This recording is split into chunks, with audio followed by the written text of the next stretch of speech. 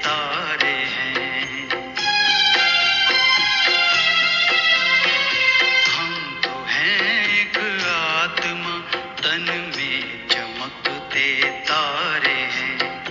परम प्यारे प्रभु पिता को हम तो अतिशय प्यारे हैं। परम प्यारे प्रभु पिता को हम तो अतिशय प्यारे हैं।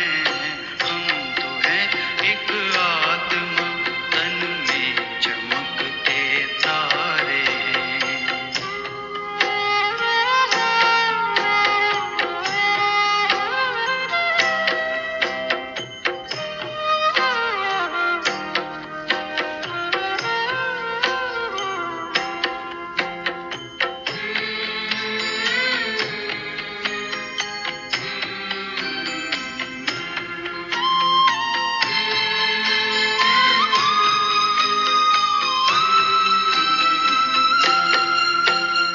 सृष्टि नाटक मंच पर करते हैं अभिनय हम यहाँ। सृष्टि नाटक मंच पर करते हैं अभिनय हम यहाँ। चांद सूरज तारे नभ से रोशनी करते जहाँ। चांद सूरज तारे नभ से रोशनी करते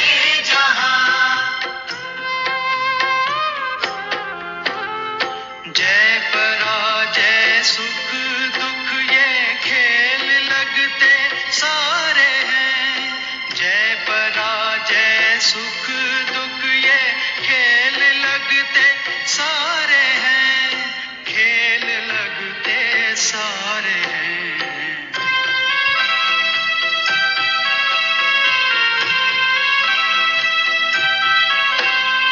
हम तो हैं एक आत्मा, तन में चमकते तारे हैं।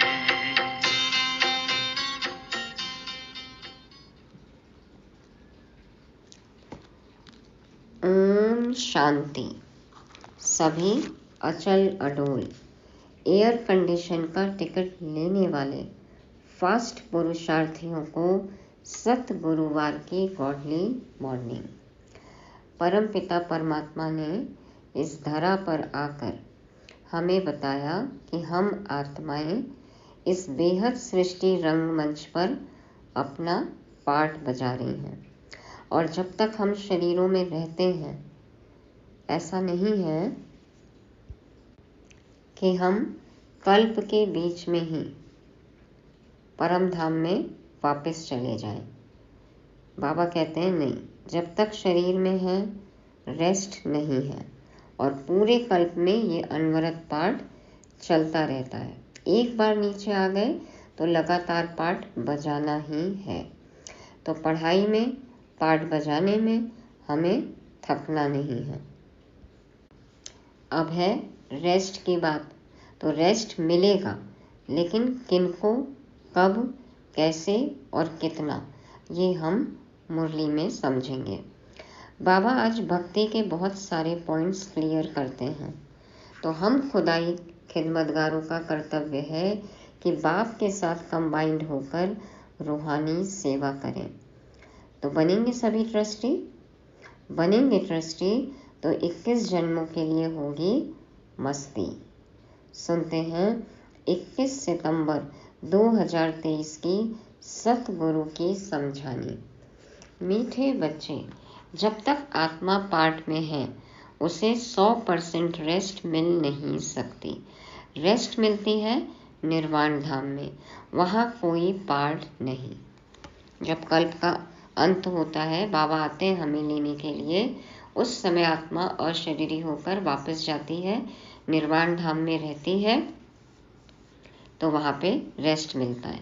फिर जब तक जिसका पार्ट न हो, धरती पे आने का, साकार दुनिया में आने का पार्ट न हो, तब तक उस आत्मा को रेस्ट मिलता है। लेकिन जब आत्मा पार्ट बजा रही है, शरीर में है, तो बाबा कहते हैं उसे 100% रेस्ट मिल नहीं सकता। निर्वाण धाम में कोई पार्ट नहीं है। प्रश्न है, जो बच्चे चलते चलते पढ़ाई से थक जाते हैं, उन्हें फिर कौन से संकल्प आते हैं जो विकल्प का रूप ले लेते हैं। पढ़ाई से थक गए तो कौन से संकल्प आते हैं जो विकल्प का रूप लेते। उत्तर में बाबा कहते, पहली बात, उन्हें बाप को छोड़ देने के अर्थात फारकती देने के संकल्प आते हैं। बाबा कहते, यह संकल्प आना भी विकल्प है। ऐसा संकल्प करना भी पाप है। पढ़ाई न पढ़ना माना ही थक जाना। ऐसे बच्चे अपना खाना खराब कर देते हैं। विकल्प माना जो विकारों के अधीन होकर हम संकल्प करते हैं वो होते हैं विकल्प। तो बाबा को छोड़ने के संकल्प आए, बाप को फारकती देने के संकल्प आए तो बाबा कहते हैं ये भी पाप है, विकार है। पढ़ाई नहीं पढ़ रहे माना थक गए तो ऐसे बच्चों का जीवन खराब हो जाता है, तकदीर को लकीर लग जाती है। दूसरी बात है, अगर किसी बात के कारण कोई माता पिता से रूठ जाते हैं तो वह 21 जन्मों की बादशाही गंवा देते हैं। वर्तमान भी खराब हो जाता है और 21 जन्मों के लिए जो राजाई पद मिलना है वो भी खत्म हो जाता है। तो फिर यदि थोड़ा चले हैं, थोड़ा पढ़े हैं तो प्रजा में आ जाएंगे, लेकिन बादशाही पद तो गंवा देते हैं ना। तो इसलिए माता पिता से रूठना नहीं है, पढ़ाई से रूठना नहीं है। सदा इस ज्ञान मार्ग में चलते रहना है, थकना नहीं है। गीत बजा।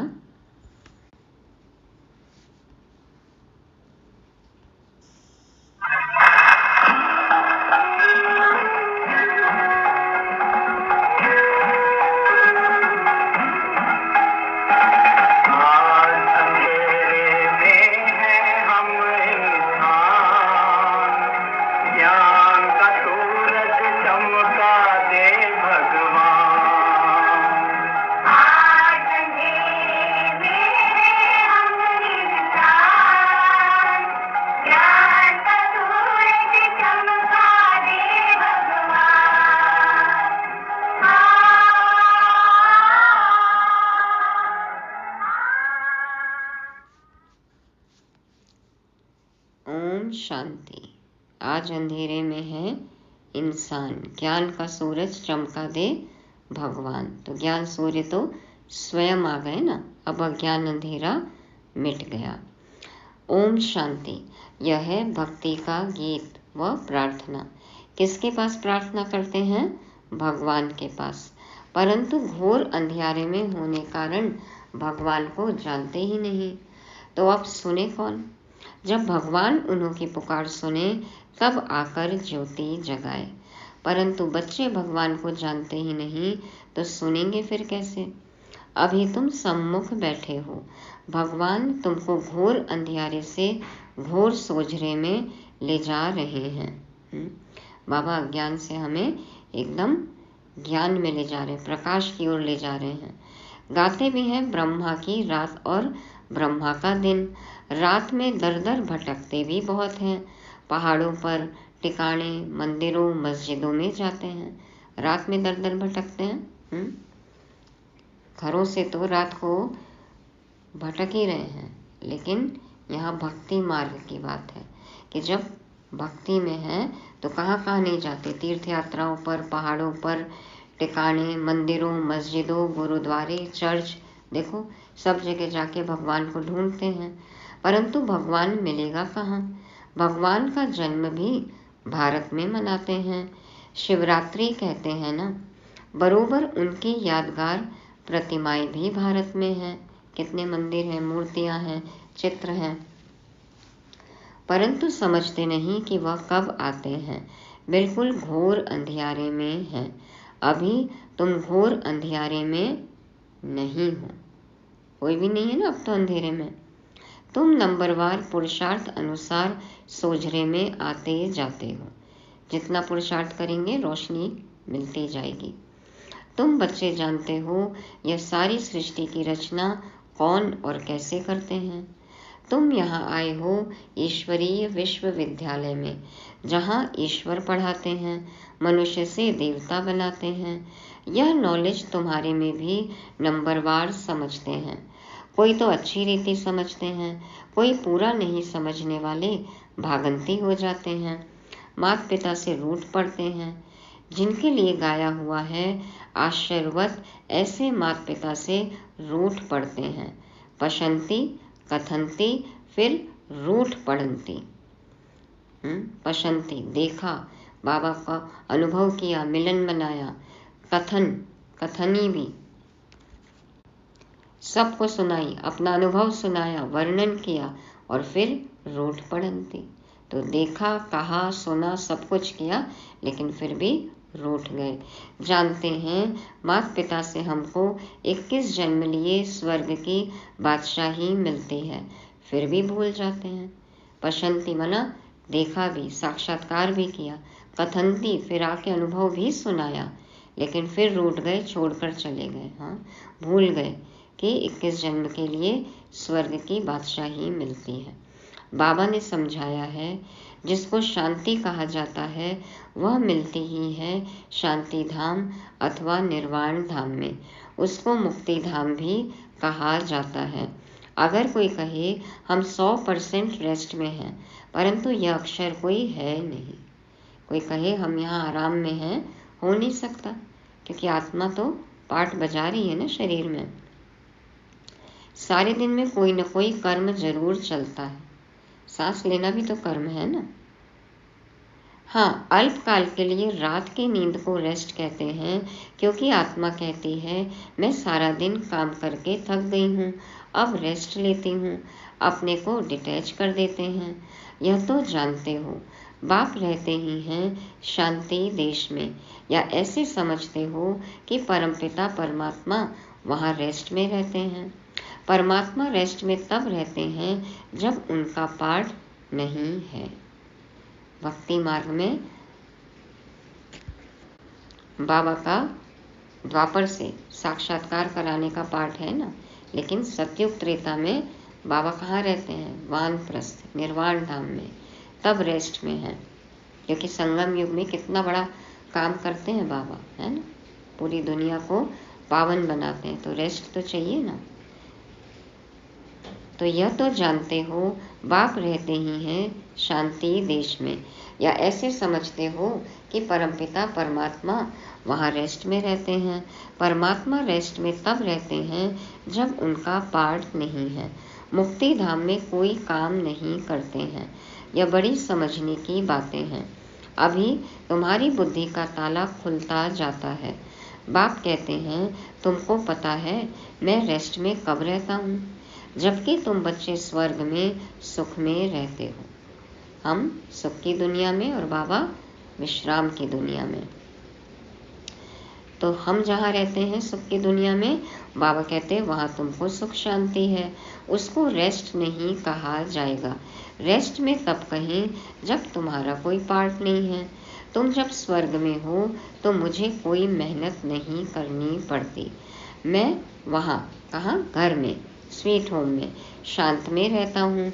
शांति का दूसरा अक्षर वहाँ रेस्ट कहेंगे। यहाँ तो रेस्ट में रह नहीं सकते। आत्मा कहती है मैं रेस्ट में तब हूँ जबकि रात को नींद करती हूँ। उस समय रेस्ट में हूँ या शांत में हूँ, बात एक ही है। रात को अशरीरी बन जाते हैं, शांत हो जाते हैं, फिर उठते हैं तो कर्म में आते हैं, फिर भी अनरेस्ट है। कर्म करते अनरेस्ट भासती है, थकान हो जाती है ना, तो रेस्ट नहीं है। सतयुग में अनरेस्ट का सवाल नहीं। अनरेस्ट करती है माया, अनरेस्ट करती है माया, बेचैन कर देती है ना। वहाँ ऐसे नहीं कहेंगे कि हम रेस्ट में रहते हैं, काम काज सब करते हैं, परंतु अशांत नहीं रहते हैं। बाकी रेस्ट अक्षर है नहीं। सतयुग में भी रेस्ट नहीं है, लेकिन सुख है, शांति है, दुख नहीं है, बेचैनी नहीं है। माया क्या करती है? हमें दुखी बनाती, बेचैन बनाती है। तो वो होता है द्वापर से। बाबा कहते हैं बाकी रेस्ट अक्षर है नहीं। समझो, कोई कहते हैं हम शिमला जाते हैं रेस्ट के लिए, परंतु रेस्ट का अर्थ नहीं। वकेशन जा रहे हैं तो देखो कितनी तैयारी करनी पड़ती है पहले। जाके आते हैं तो और ही थक जाते हैं। तो बाबा कहते हैं रेस्ट का अर्थ नहीं, सच्ची रेस्ट तब है जब हम निर्वाण धाम में रहते हैं, वहाँ चुप रहते हैं। बाकी रेस्ट कोई को नहीं है।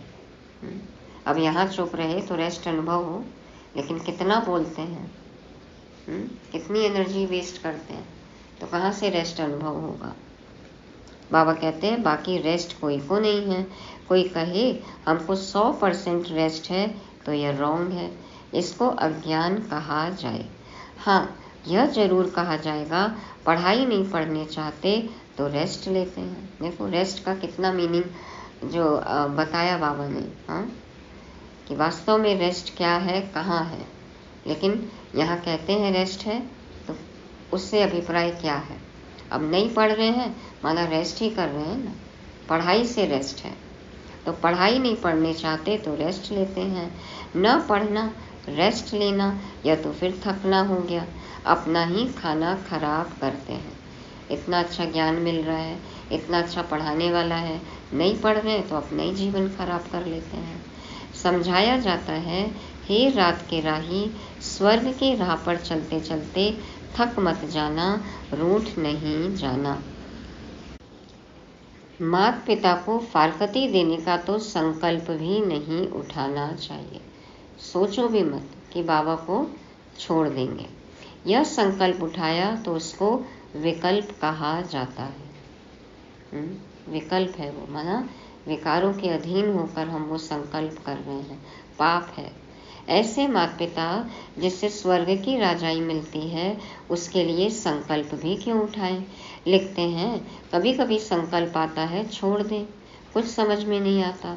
अरे समझने का तो यह टाइम है ना, समझना अर्थात पढ़ना। तुम जानते हो हम पढ़ रहे हैं। बाबा कहते हैं कुछ नहीं समझ में आ रहा है तो समझो, पढ़ो। अभी तो पढ़ाई है, धीरे धीरे समझ आएगा। परम पिता परमात्मा जो ज्ञान सागर है, ऊंच से ऊंच है, उनको कोई भी जानते नहीं। भल ब्रह्मा विष्णु शंकर अथवा लक्ष्मी नारायण को जानते हैं, परंतु भारतवासियों को यह पता नहीं कि लक्ष्मी नारायण ने राज्य कब लिया और किसने दिया। माया ने बिल्कुल ही घोर अंधियारे में डाल दिया है। बाप आकर समझाते हैं, रचता बाप मनुष्य सृष्टि की रचना कैसे करते हैं, यह तो कोई भी नहीं जानते। बाप ही बैठ समझाते हैं। प्रजापिता ब्रह्मा को क्रिएटर नहीं कहेंगे। बाबा आकर समझाते हैं कि रचयिता बाप मनुष्य सृष्टि की रचना कैसे करते हैं, ये बात कोई नहीं जानता। और बाबा समझाते हैं कि प्रजापिता ब्रह्मा को क्रिएटर नहीं कहेंगे। भल प्रजापिता कहा जाता है, परंतु वह रचता नहीं। मनुष्य कहते हैं हमको अल्लाह ने पैदा किया। निराकार फादर को ही रचता कहेंगे। रचता बाप को जरूर मनुष्य ही जानेंगे, जानवर तो नहीं जानेंगे। रचयिता बाप को रचना जानेगी ना, हम मनुष्य जानेंगे, जानवर तो नहीं जानेंगे। जानवर तो मुख से नहीं कहेगा कि हमको परमात्मा ने रचा है, मनुष्य कहेंगे हमको भगवान ने रचा है। तो बाप बैठ समझाते हैं, तुम देखो यह रचना कैसे रची। पहले पहले रचना होती है मुख वंशावली की। बच्चे को बड़ा होकर फिर बाप बनना है। यह बेहद का बाप कहते हैं, देखो मैं भी कैसे रचना रचता हूँ। कैसे रचते हैं बाबा? आत्मा, परमात्मा और प्रकृति, ये तीनों को किसी ने भी नहीं रचा है, ये अनादि अनंत है। लेकिन कैसे रचना रचते हैं बाबा? बताते हैं कि मैं इनमें प्रवेश होकर इनको मुख द्वारा कहता हूँ, हे आत्मा तुम मेरी हो, मैं तुम्हारा बाप हूँ। फिर इनके द्वारा तुम बच्चों को रचता हूँ। तुम हो मुख वंशावली, मतलब हम ब्राह्मणों को रचते हैं। अज्ञान काल में भी कहते हैं ना, जैसे हैं तैसे हैं, मेरे हैं। बाबा कहते हैं कि तुम मेरे बच्चे हो। तो अज्ञान काल में भी कहते हैं ना कि जैसे हैं हम आपके हैं। भगवान हम कैसे हैं? जैसे भी हैं आपके ही हैं।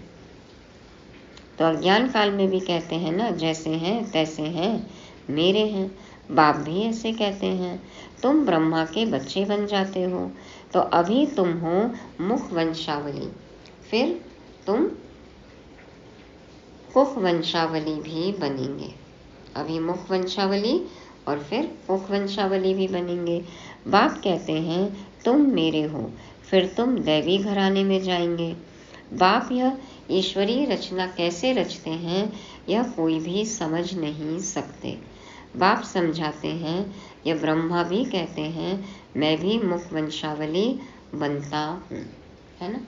शिव बाबा ने उनके ही मुख से कहा तो उनका भी तो जन्म हुआ। ब्रह्मा को रचा ना बाबा ने, तो वो भी मुख वंशावली हैं। बाप के साथ माँ जरूर चाहिए। तुम कहते हो हम प्रजापिता ब्रह्मा के मुख वंशावली हैं। शिव बाबा ने हमको अपना बनाया है, उनको शरीर तो चाहिए ना।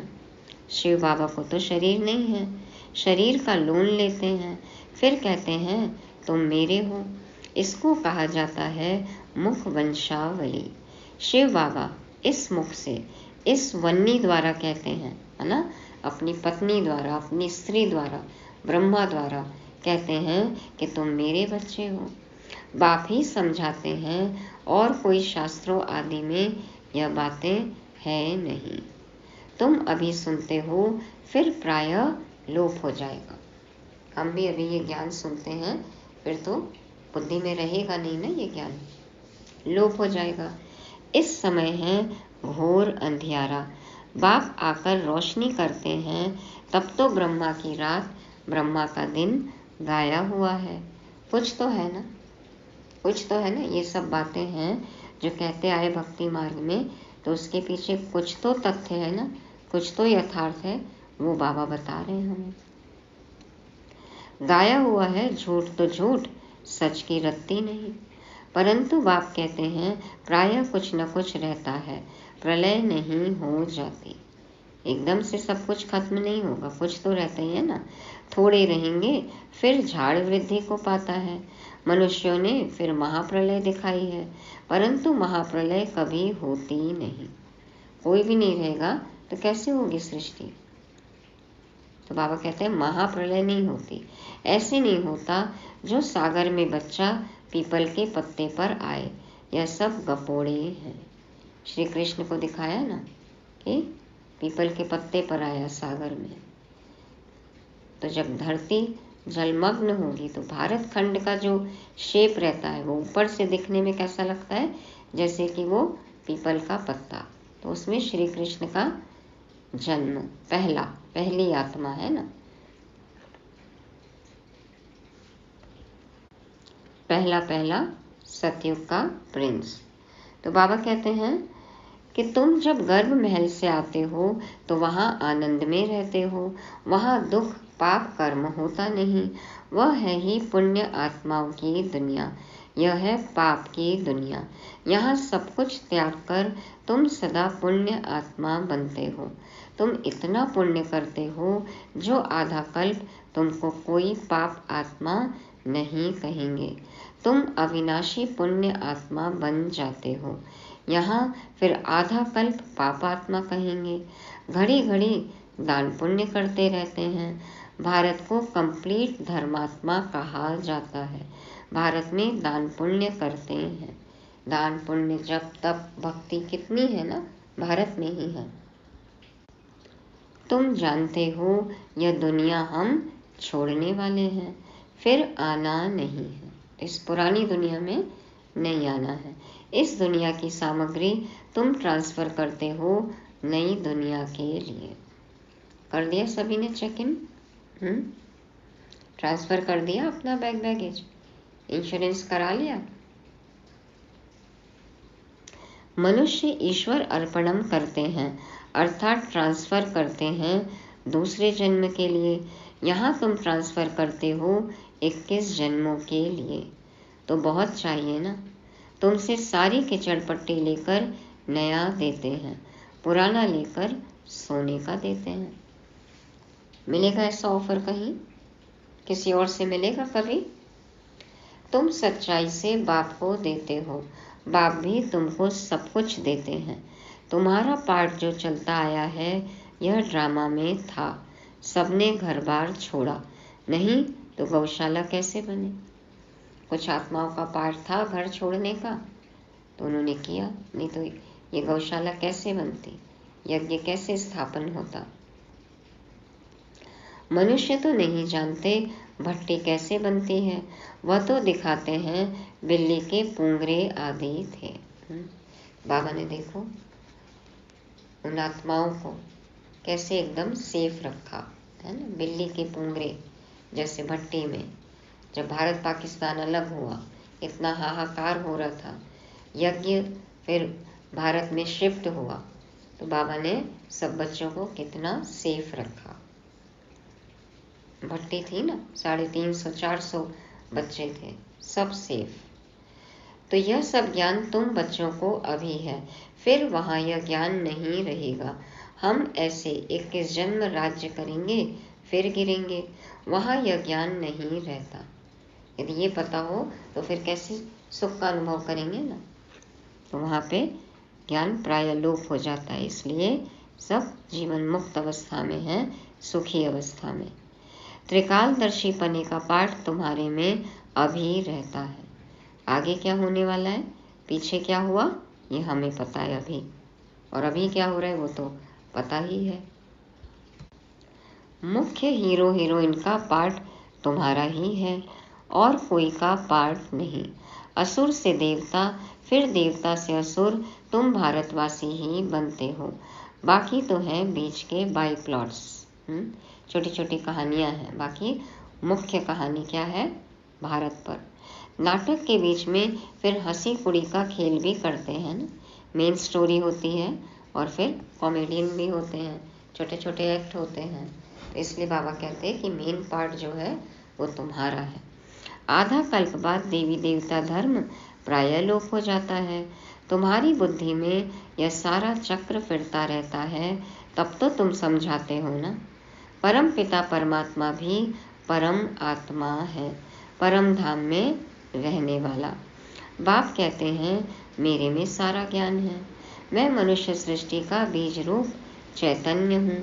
वह तो जड़ बीज होते हैं, शिव तो चैतन्य हैं, उनकी प्रतिमा पूजी जाती है। शिव बाबा तो चैतन्य है ना, लेकिन भक्ति में देखो शिवलिंग बनाते हैं, पूजते हैं। आजकल गवर्नमेंट झाड़ों के सैपलिंग लगाती है, वृक्ष लगाते हैं, वनोत्सव होता है। यह है चैतन्य बीज, मनुष्य सृष्टि रूपी झाड़ का बीज कहते हैं। मुझे सारे झाड़ की नॉलेज है, तो जब कोई कहते हैं 100% रेस्ट में है, तो समझाना चाहिए कि 100% रेस्ट तो कभी मिलती नहीं। हाँ, ऐसे कहेंगे स्वर्ग में 100% पवित्रता सुख शांति रहती है, नाम ही है स्वर्ग। बाप को कहते हैं सत श्री अकाल। सत सत्य है, अविनाशी है, श्री श्रेष्ठ है, अकाल काल से परे है, काल खा नहीं सकता। सच बोलने वाला, बाप को कहते हैं सत श्री अकाल। सच बोलने वाला, उनको कोई काल नहीं खाता, उनको कहा जाता है कालों का काल। कालों का काल महाकाल। बाप कहते हैं यह छी दुनिया है, इस भंभोर को आग जरूर लगनी है। तुम बच्चे जानते हो यह महाभारत लड़ाई महाकल्याणकारी है। मनुष्य यज्ञ करते हैं कि शांति हो जाए, गोया समझते हैं स्वर्ग के गेट्स न खुले। अब बिना विनाश हुए तो स्वर्ग के गेट्स खुल नहीं सकते। तो बाबा कहते तुम तो ताली बजाते हो, भंभोर को आग लगे तो हम नई दुनिया वैकुंठ में जाएं। मनुष्य जो यज्ञ रचते हैं वो शांति के लिए, विनाश न हो इसके लिए। और बाबा जिस यज्ञ की स्थापना करते हैं, रुद्र ज्ञान यज्ञ, बाबा कहते हैं इसमें तुम जानते हो पुरानी दुनिया स्वाहा होने वाली है, भंभोर को आग लगने वाली है, तभी तो हम जाएंगे ना नई दुनिया वैकुंठ में। तो तुम ताली बजाते हो, तुम खुश होते हो। यह विनाश ज्वाला इस रुद्र ज्ञान यज्ञ से ही प्रज्वलित हुई है। जो बाप के बनेंगे वही स्वर्ग के मालिक बनेंगे। बाकी सबको हिसाब किताब चुकतो कर वापस जाना है। तुम जानते हो, अब वापस मुक्ति धाम में जाकर फिर अपना पाठ रिपीट करना है। सतयुग में यह इतने सब देवी देवता कहाँ से आए? मनुष्य से देवता किए करत न लागी पार। 1 सेकंड में मनुष्यों को देवता बना दिया। समझ तो आ गई ना? अब पुरुषार्थ करना है। तुमको कौड़ी से हीरे जैसा, पतित से पावन बनाते हैं। जितना जो नॉलेज धारण करेंगे उतना पद पाएंगे। राजधानी स्थापन हो रही है। तुम जानते हो, हम अपने लिए स्वर्ग की स्थापना कर रहे हैं श्रीमत पर। अगर श्रीमत से कोई रूठकर अपनी मत पर चले तो वह रावण मत हो जाएगी। इसलिए कदम कदम पर तुम श्रीमत लेते रहो। बाबा कह रहे हैं, श्रीमत से रूठकर अपनी मत पर चले, मनमत पर, परमत पर, माया की मत पर, रावण की मत पर, तो क्या होगा? खाना खराब हो जाएगा ना, जीवन ही बर्बाद हो जाएगा। इसलिए कदम कदम पर श्रीमत लेना है। बाप जीते जी तुमको ट्रस्टी बनाते हैं। सब कुछ बाबा को सौंप देना है और ट्रस्टी बनकर संभालना है। अच्छा, मीठे मीठे सिक्के लदे बच्चों प्रति माता पिता बाप दादा का याद प्यार और गुड मॉर्निंग। रूहानी बाप की रूहानी बच्चों को नमस्ते। हम रूहानी बच्चों की रूहानी बाप दादा को याद प्यार, गुड मॉर्निंग और नमस्ते। शुक्रिया बाबा, शुक्रिया। धारणा के लिए मुख्य सार। पहला पॉइंट, कंप्लीट दानी बनना है। सच्चाई से सब बाप को अर्पण कर नई दुनिया के लिए ट्रांसफर कर देना है। दूसरा, जीते जी ट्रस्टी बनना है। कदम कदम पर बाप से श्रीमत लेनी है। कभी भी श्रीमत से रूठ मनमत पर नहीं चलना है। वरदान है, कंबाइंड रूपधारी बन सेवा में खुदाई जादू का अनुभव करने वाले खुदाई खिदमतगार भव। कंबाइंड रूपधारी बन सेवा में खुदाई जादू का अनुभव करने वाले खुदाई खिदमतगार भव। बाप दादा कहते हैं, स्वयं को सिर्फ सेवाधारी नहीं लेकिन ईश्वरीय सेवाधारी समझकर सेवा करो। सिर्फ सेवाधारी नहीं हूँ, समाज सेवक नहीं हूँ, कैसा हूँ?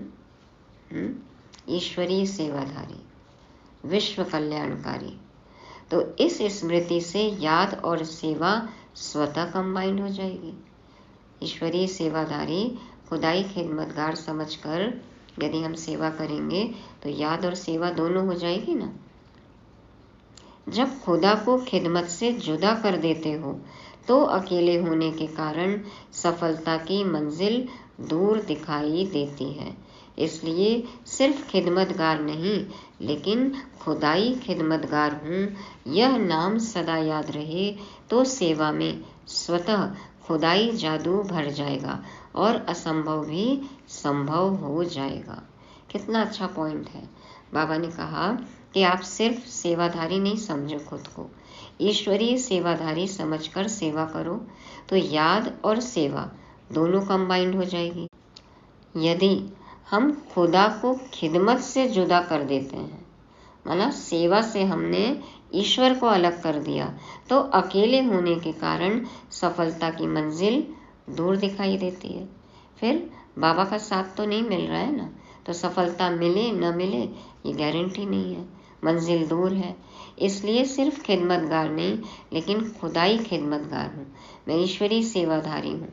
खुदा की श्रीमत के अनुसार खुदा को साथ में रखकर मैं सेवा कर रहा हूँ, मैं खिदमत कर रहा हूँ। यदि ये सदा हमें याद रहे तो सेवा में खुदाई जादू भर जाएगा। जिम्मेवार तो बाबा है ना, और असंभव भी संभव हो जाएगा। उसका काम है, मैं तो निमित्त हूँ, निर्माण हूँ। बाबा का काम है, वो तो पूरा होना ही है ना। तो सफलता 100%, असंभव भी संभव। तो ऐसा खुदाई खिदमतगार हमें बनना है। स्लोगन है, कर्म योगी बनना है तो कमल आसनधारी बनो। कर्म योगी बनना है तो कमल आसनधारी बनो। कमल आसनधारी माना न्यारे और प्यारे बनो। बाबा की याद में रहकर कर्म करेंगे तो न्यारे और प्यारे रहेंगे। या ये कहें कि न्यारे और प्यारे रहेंगे तो हमारा हर कर्म बाबा की याद में ही होगा। आज की मुरली को रिवाइज करने के लिए बाबा हमें पॉइंट देते हैं। पहला, कंप्लीट दानी बनना है। कंप्लीट दानी, अपना सब कुछ ट्रांसफर कर देना है। दूसरा, खुदाई खिदमतगार। तीसरा, कर्मयोगी। चौथा, हमें अपना पाठ अच्छी रीति बजाना है। हीरो हीरोइन है हम, याद रहे। और पांचवा, कभी भी फारकती देने का ख्याल आए नहीं मन में।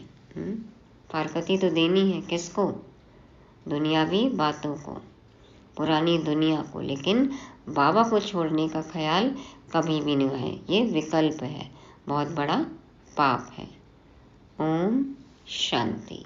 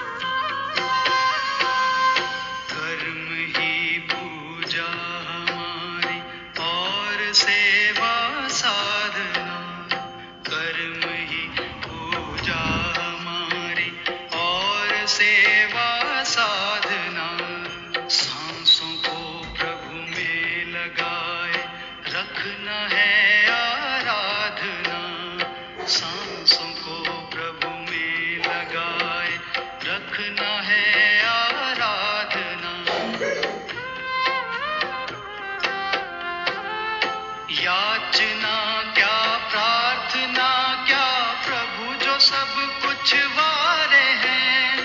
याचना क्या, प्रार्थना क्या, प्रभु जो सब कुछ वारे हैं।